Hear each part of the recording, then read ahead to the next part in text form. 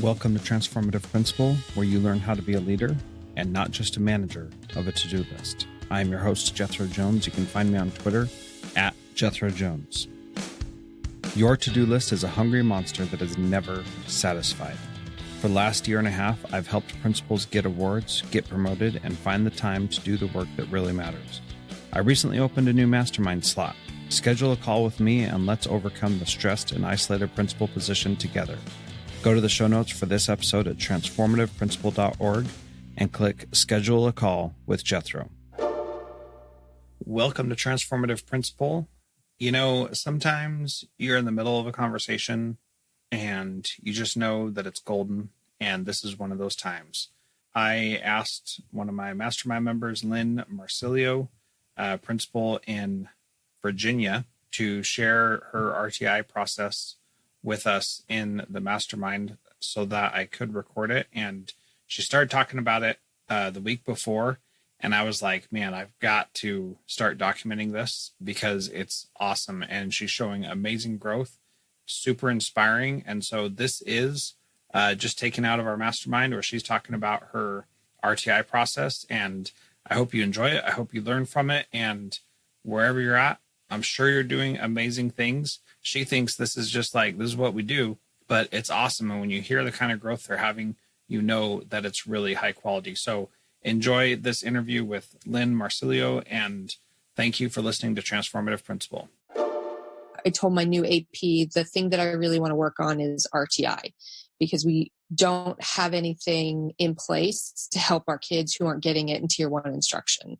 And I'm not even sure that everybody understands how to tier kids and how to look at what they're doing and remediation. And we kind of drilled down and found that our kindergarten students were going to first grade way below where we wanted them to be. And that kind of had this effect on so the first grade team was really working hard to pull them up, and they weren't getting them on grade level. So every grade was impacted by not having this really robust early childhood. So the first thing we did was set a couple goals. We're going to have every child by the end of the first quarter know all their letters. Once they know all their letters, then we're going to look at that data and make some decisions. So we called it an ICU, where we looked at all of our kids, looked at their data, and then so this year we're using our instructional aides that are in the kindergarten classrooms differently. So their job is to work with very specific tasks. So it's a half an hour, not quite a half an hour, where they do 4 rotations, 6-minute rotations, and they just are working with kids on very specific things. We have 4 things: letter writing, letter sorts. We have an ABC book to help them with tracing and getting that tactile, and then sound sorts. When we finished the first 20 days, we looked at the kids, and anybody who graduated then got rolled back into the classroom and back into tier 1.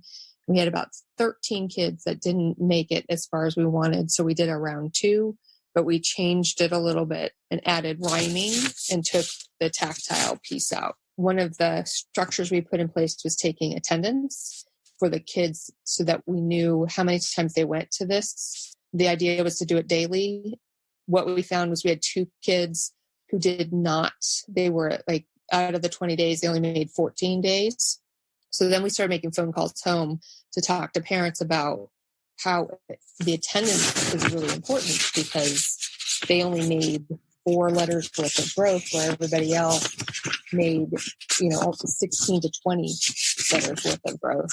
And now those kids, for our 3rd round, we just looked at data again, because we had 20 more days. We just looked at those kids, and we're going to now get them into, we're going to talk to teachers about what their next, yes. Our 3rd round, now we have to talk to, so my teachers don't like data. They've been really afraid of data. So this year is the first time that they're seeing why we take data. So now we've just finished our 3rd round, or our 2nd round of this ICU process. So now we want to bring that data to them and show them, okay, so here are our 12 kids. We started out with 13. 1 is graduated. Great. These other 13 kids are reading below grade level out of our 115 kids. What do we want to do with them? But what we noticed was, because we had all these kids making the goal of getting their letters earlier in the school year, they're taking off with the other things that they need to be doing, the reading, the rhyming, all the other pieces of expectations for the end of the school year. So we're seeing that those kids are going to go to first grade. We'll probably have 80% of the kids on grade level going to first grade, as opposed to the 40% that have gone to first grade on grade level last year. And then our kids, the 20%, this is helping us really narrow down what their needs might be, whether it's early intervention, possibly special education. We have several students who come to us new to the country. So are those our level 1 ESOL students that we need to do something different with to help them with vocabulary? So it's helping us guide those discussions better, because the teachers are seeing the value of why we take the data. So that's been helpful. So can you talk a little bit about why and how the teachers are now seeing the value in the data? Because you glossed over that, and I think it's important to show how at this point that's really valuable to them. So in the past, I believe they felt like the data is just a collection. So because we're Title I, our district has us turn in these big, huge spreadsheets every quarter about where all the unit assessments and testing that we do, or their reading levels. And up till this year, that has all been just data we collect to turn in, not data that we use. And so this year they've been doing their data collection more regularly. So instead of once a month or once every 6 weeks, they're doing it weekly, so they can see, okay, they're getting it, so we can move on to the next letter. They're actually using it to help them. The teachers come up with the each of the 4 rotations. The teachers plan it, the TAs implement it. So the teachers are seeing it being used, and then when they come back to the class for the Tier 1 instruction, they're seeing how it's helping the kids. This really targeted instruction because of what the data is telling them. So that's happening in first, second, and third grade as well, because we looked at the other grade levels and said, okay, what can we do here? And we took groups of kids. First grade, we have about 46 kids, and they are the kids that we started working with in November. They're the reading teachers I have 3 reading teachers, 3 Title I reading teachers. They're working with those kids. And so they're taking data, running records every week on how the kids are doing in their groups. And we have seen 84% of the kids in first grade making progress. So that has helped our teachers see success, see the value of why they have to take that data, because they're co-planning with the reading teachers. So they see what the reading teachers are doing. So when the kids are back in Tier 1, they can plan similarly, so the kids aren't getting that fractured instruction, and it's connected. So it's helping the kids, because now they're building on their growth and their knowledge rather than building from a deficit. So that's been very helpful. And then in second grade, we've had about 50% of the kids that we started with have rotated out because they made so much progress, and we've moved kids in. So second grade has been very fluid, and they have really seen a huge difference for, again, just really being targeted. The reading teachers are trying really hard to co-plan with the classroom teachers as well, so they can see why that is important. And then our third graders, all but 2 of the 25 kids, have made significant progress. And so now they moved from, we have to teach them how to read, to the comprehension piece. And so the teachers there, and I have two first-year teachers, 2 second-year teachers, and 2 third-year teachers on that grade level. So there's no one with more than 3 years of experience in that grade level. And so we've really been concentrating on, from my feedback, giving them feedback on planning. And now with the success of these RTI groups, they're seeing why that planning is important. So not only have I seen change in the kids that we're working with in the RTI process, but also how teachers are planning and using their data to do first instruction in that Tier 1 instruction. So it's supporting all of the kids in the grade level because it's helping the teachers improve their craft. So what I love about this is that you've got young staff, most of whom are less than 3 years there, and yet like you're putting these systems in place so that their inexperience isn't impacting negatively the student's performance, because you have the co-planning, you have multiple teachers working with these kids, and you know what the targets are, you're helping them. So what are you in first grade? You know, you're working on very basic things. What are you working on in second and third grade that are the foundational skills? So we started out with decoding because these were kids who were right below grade level, and we wanted to make sure they were really solid in how to decode and how to read, the mechanics of reading.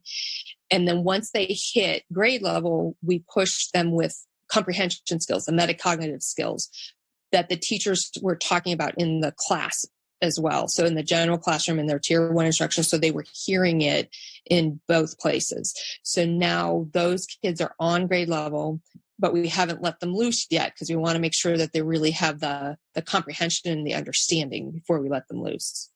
So just a little bit more of that. I don't want to say scaffolding because I feel like the kids are there. It's more just really kind of holding on to them just for a little bit more, and then we're going to push them out. Cool. What else did we not cover that you still need to talk about? I think the big thing for us, so this was our first year of doing it. So we've been talking as an admin team, and we've been talking with the reading teachers, and we got a lot of pushback in the beginning because I'm asking them to do something different, something that they haven't done in the past. They've been able to kind of control their own, we're just going to work with these kids. And now that they're seeing why we structured it the way we did, there's a lot more excitement on everybody's part. So now we're really working to make sure that the teachers are involved. For first, second, and third grade, we really, especially second and third grade, we asked the teachers for their input for which kids we should take to, because we didn't want to discount their professional opinion on which kids needed that extra push. And so since they're seeing that success, that's been helpful. I think, we talk a lot about kids needing to see success, but I think our teachers need to see it too, because they're working really hard. And sometimes they're not always working really hard on the right things, just either inexperience or not understanding how to use the data that they have.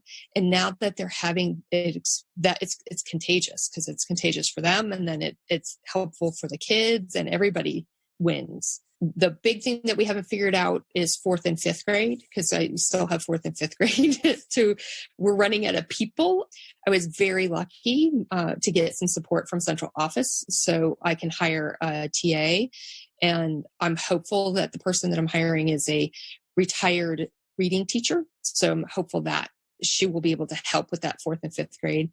And then we're getting into budget season for next year. So I will be budgeting based on how to help kids get that extra instruction instead of budgeting maybe differently than I would have in the past. So definitely looking at budget as people, not so much programs. And I think that will make a difference moving forward. We're really trying to be proactive instead of reactive. And I think the previous 3 years, we've really been reactive. So this is exciting to be proactive for our kids. Very cool. Well, Lyn, thank you. That is awesome. I'm excited about it. I really am happy to see this data. When we talk about it as an admin team, we get excited about it. So it's, the big thing is the push is the end of year SOLs, our standards of learning tests, and are they going to pass? But I really feel like if they pass, that'll be bonus, because I feel like we are getting kids to be readers. And as a literature major, that is very close to my heart, that they like to read and want to read and get something out of it. And I feel that it will, regardless of what happens in May, this is going to help them in the long run. So that's, to see the kids get excited about their growth is definitely worth it.